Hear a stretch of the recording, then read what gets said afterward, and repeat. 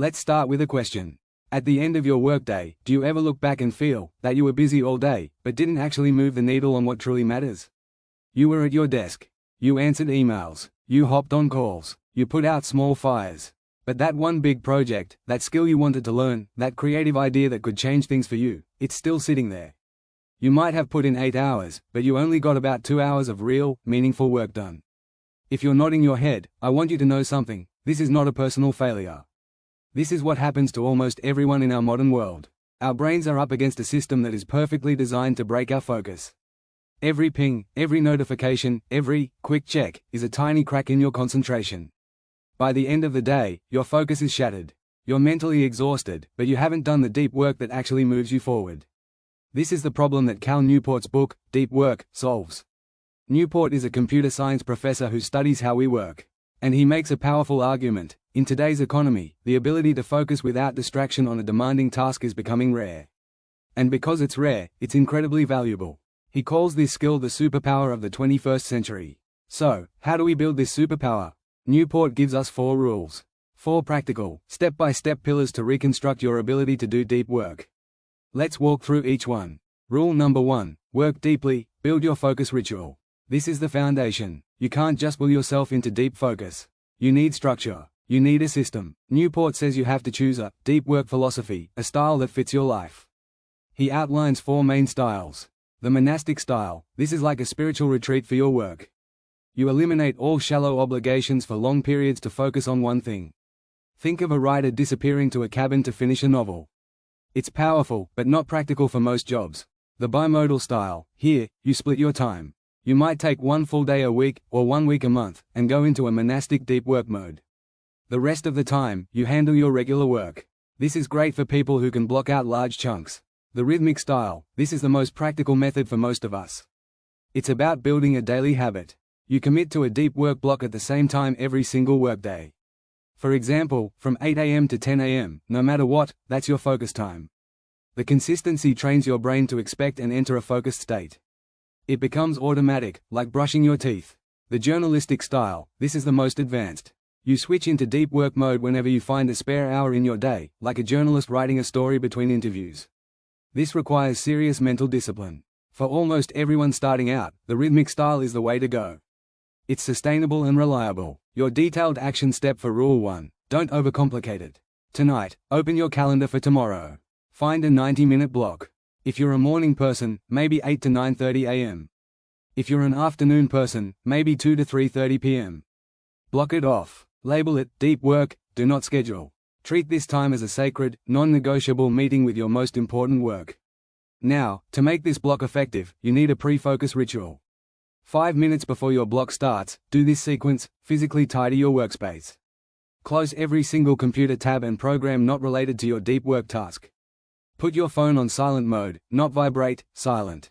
Physically place your phone in another room, or in a drawer you can't see. Get a glass of water or a cup of tea. Put on headphones, perhaps with focus music or noise-canceling silence. This ritual is a powerful signal to your brain. It says, the distractions are over. Now, we focus. Rule number 2, embrace boredom, retrain your brain's attention muscle. This is the most counterintuitive rule, and possibly the most important. The reason we struggle to focus during work is that we've completely destroyed our ability to focus outside of work. Think about your habits. Waiting for the microwave? You check your phone. In an elevator? You check your phone. Any moment of potential boredom is immediately filled with a little hit of digital stimulation, a new message, a social media scroll, a news headline. Here's what's happening. You are actively training your brain to reject any state of calm, focused awareness. You're teaching it that boredom is an emergency that must be solved with distraction. So, when you later ask your brain to focus for an hour on a difficult problem, it screams in protest. It's been conditioned to seek distraction every few minutes. The solution is to retrain your brain. You must resensitize it to boredom. Here are 2 detailed practices. Practice 1. Schedule your distractions. This is a game changer. Stop trying to use raw willpower to resist your phone all day. That's exhausting and ineffective. Instead, give your distractions a specific, scheduled time. Here's how. Decide today, I will check my personal email, messages, and social media only 3 times today, at 11 a.m., 1 p.m. after lunch, and 4:30 p.m. Now, when the urge to check hits at 10 a.m., you don't have a mental battle. You simply think, it's not 11 a.m. yet. I'll check then. This simple act removes countless daily willpower struggles and frees your mind to stay on task. Practice 2. Productive meditation. Use your idle physical time as a gym for your focus muscle. When you are walking, driving, showering, or doing dishes, do not let your mind wander freely or reach for a podcast. Instead, give it a single, well-defined professional problem to solve. For example, what are the 3 main points for my upcoming presentation? Or, what's the first step to solving this technical bug? Your mind will wander. The moment you notice it thinking about your grocery list, gently guide it back to the problem. This constant gentle redirection is the mental equivalent of lifting a weight. It strengthens your concentration muscle directly. Rule number 3. Quit social media like a craftsman chooses a tool. This isn't a moral judgment on social media. It's a strategic one. We often use apps not because they provide immense value, but because they're entertaining and we fear missing out, what's called FOMO. Newport proposes the Craftsman approach to tool selection. A master craftsman looks at a tool and asks one question: does this help me do my best work? If yes, he uses it. If no, he ignores it, no matter how shiny or popular it is. You must apply this ruthless logic to your digital tools. Here is your detailed action plan, the 30-day digital declutter. For the next 30 days, remove all optional social media and entertainment apps from your phone. You don't have to delete accounts, just uninstall the apps. On your computer, use website blockers or simply decide you will not visit these sites for 30 days. Live your life normally for those 30 days. After the 30 days, ask yourself 2 critical questions about each service you quit. Would the last 30 days have been noticeably better if I had been using this service? Did anyone actually care that I wasn't using this service? The answers are often startlingly clear. You'll likely find that life was fine, or even better, without most of them. You can then intentionally reintroduce only the 1 or 2 tools that truly provide clear, significant value to your life or work. And you'll use them on a schedule, not on impulse. If your job requires social media, for marketing, etc., the rule changes slightly. You must use it strictly as a producer, not a consumer. Schedule time to create and post content. Use a scheduling tool if you can. Then, log out. Do not scroll the feed. The feed is designed to steal your time and focus.